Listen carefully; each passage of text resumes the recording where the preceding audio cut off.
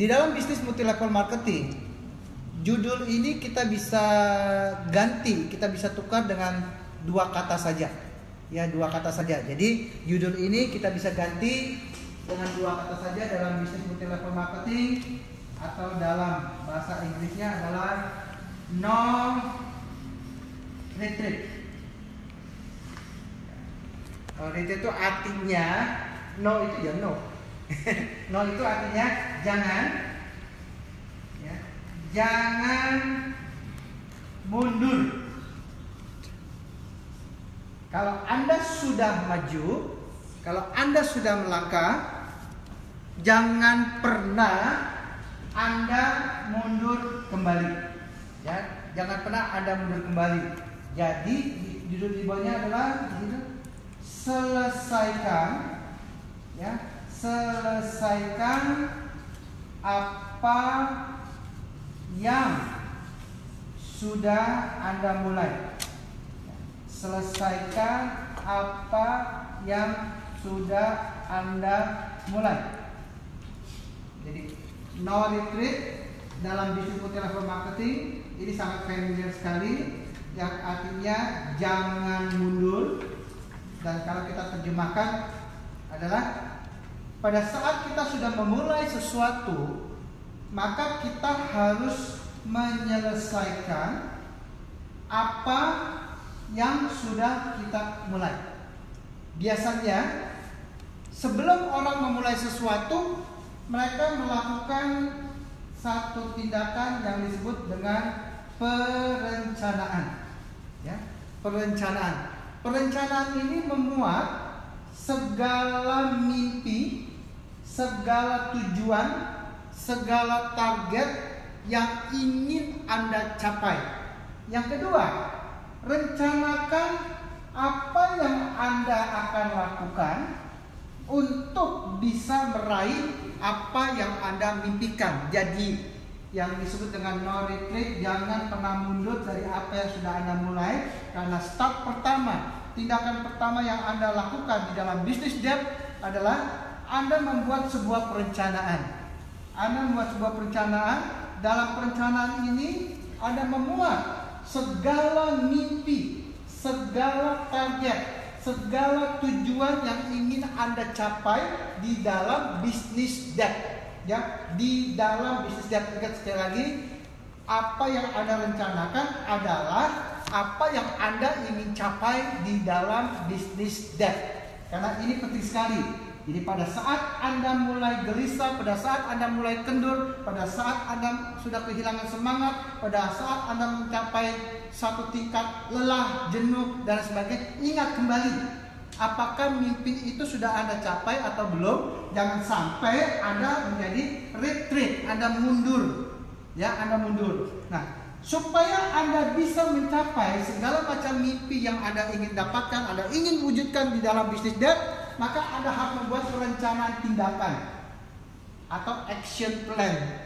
Jadi Anda harus membuat perencanaan tindakan untuk dapat mencapai mimpi di debt. Masih ingat? Anda harus jadikan diri Anda sebagai seorang pemakai produk yang puas dan loyal. Karena inilah dasar Anda untuk memasarkan produk. Apa tindakannya? Ya, apa tindakannya? Ya, Anda harus menjadi pemakai produk. Ya, Anda harus buktikan bahwa produk yang Anda tawarkan adalah produk yang bagus karena Anda sudah membuktikannya bagi diri Anda sendiri. Ya, jadi apa yang Anda mimpikan harus Anda lanjutkan dengan rencana tindakan. Ini baru planning ya. Ini baru planning, belum kita melakukan apa-apa, tapi baru planning saja. Yang kedua, kita harus melakukan persiapan. Ya, kita harus melakukan persiapan. Persiapan dari apa yang kita rencanakan. Persiapan dari apa yang kita rencanakan. Ya, kita harus melakukan persiapan dari apa yang harus kita rencanakan. Tadi Bapak katakan, tindakan yang pertama adalah saya harus menjadikan diri saya sebagai pemakai produk yang puas dan loyal. Persiapannya apa? Persiapannya apa? Nah, ini udah mulai bertindak. Persiapannya adalah Anda harus mengenal seluruh rangkaian produk yang ada di PT Duta Elok Persada. Anda pilih produk mana yang Anda butuhkan, Anda pakai, Anda rasakan. Kalau Anda merasakannya puas, Anda boleh cerita kepada orang lain. Ya, itu persiapannya adalah belajar, mengenal produk, ya, mengenal produk dari seluruh rangkaian produk yang ada pilih berdasarkan kebutuhan Anda dan sebagainya. Tindakan rencana tindakan yang kedua adalah membangun jaringan. Ya, membangun jaringan secara melebar dan mendalam. Persiapannya apa? Persiapannya adalah Anda harus belajar 3 hal. Yang pertama, Anda harus mengetahui secara betul siapa itu PT Duta Elok Persada. Yang kedua, Anda harus tahu rangkaian produknya. Anda harus tahu bisnis plan-nya, supaya dengan bekal yang Anda persiapkan, nanti pada saat Anda melakukan OPP, Anda bisa melakukan pensponsoran secara benar, yaitu secara melebar dan mendalam. Yang ketiga, apa yang Anda harus rencanakan? Anda harus merencanakan tindakan untuk memberikan pelayanan kepada konsumen Anda, pelayanan kepada downline Anda dan sebagainya. Tindakan apa yang keempat adalah Anda harus melakukan duplikasi. Ya, ini semua setelah Anda punya rencana ini, Anda harus melakukan persiapan agar supaya dengan persiapan inilah Anda bisa masuk dalam yang disebut pelaksanaan atau yang kita sebut di dalam praktek nyata lapangan. Anda rencanakan mimpi-mimpi yang ada dicapai, Anda rencanakan tindakan-tindakan apa yang Anda harus lakukan nantinya untuk mencapai mimpi Anda. Yang kedua, bekali pengetahuan Anda, bekali keterampilan Anda, bentuk sikap mental Anda, agar supaya Anda bisa melengkapi rencana tindakan Anda. Yang berikutnya adalah dengan apa yang sudah Anda lakukan di poin yang 1 dan poin nomor 2, maka Anda bisa melakukan perencanaan. Nah, disinilah terjadi apakah Anda setelah melakukan sesuatu Anda mundur, atau setelah Anda melakukan sesuatu Anda terus maju dan Anda tidak mengenal yang disebut dengan pantang mundur, sehingga judul ini menjadi relevan. Sekali layar terkembang, ya, pantang biduk surut ke pantai. Kita membahas sekarang, kenapa banyak orang kalah atau menyerah di tengah jalan. Kenapa banyak orang kalah atau menyerah di tengah jalan? Ya. Kenapa banyak orang menyerah atau kalah di tengah jalan? Ini ada beberapa sebab. Ya, ini ada beberapa sebab. Yang pertama adalah orang ini tidak punya KSA, tidak punya knowledge, tidak punya keterampilan, dan tidak tahu bagaimana bersikap di dalam menjalankan bisnis ini. Sehingga dia pasti tidak tahu apa yang dia harus lakukan.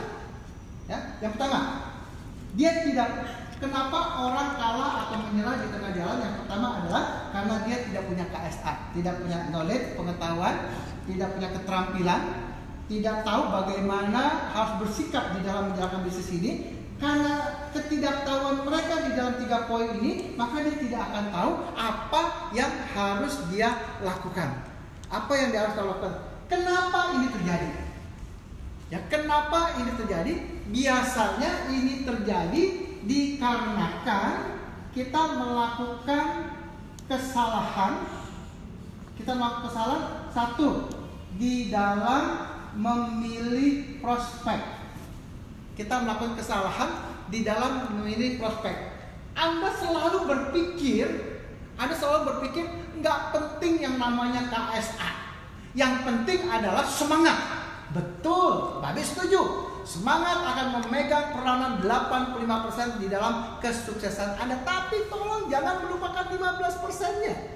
Tapi tolong jangan melupakan 15%-nya. Gara-gara 15%, 85% menjadi sia-sia.